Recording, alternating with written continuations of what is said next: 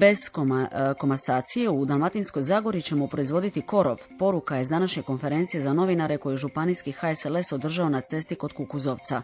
U drugom je saborskom čitanju nacrt novog zakona o poljoprivrednom zemljištu u kojem posebno podržavamo okrupnjavanje zemljišta i oživljavanje proizvodnje, kaže to politički tajnik HSLS-a Hrvoje Garac.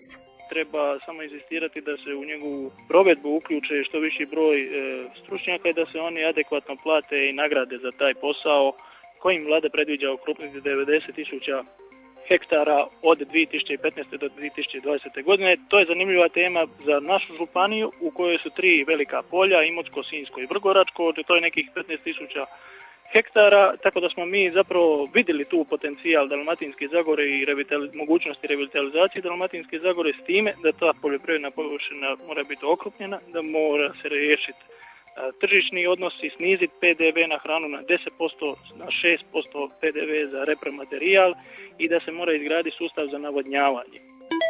Garac kaže da i u politici nasljeđivanja zemlje HSLS predlaže praksu iz Danske. Tamo samo jedan nasljednik mora naslijediti poljoprivredno zemljište, naravno ukoliko isplati ostale potencijalne nasljednike i tako se zapravo zaustavlja dodatno razmrvljavanje tog poljoprivrednog zemljišta. Jer nažalost prosječna veličina poljoprivredne čestice na ova 3 polja je nekih 1000 do 1200 metara kvadratnih. To je znači od 0,1 hektar. A smatra se da je optimalno ili barem dovoljno za poljoprivrednu proizvodnju nekih 2,5 do 3 hektara. To dovoljno govori o teškoj situaciji koju naši poljoprivrednici proživljavaju, odnosno činjenici da nemaju elementarne pretpostavke za razvoj poljoprivrede da bi oni bili konkurentni na domaćem i na inozemnom tržištu.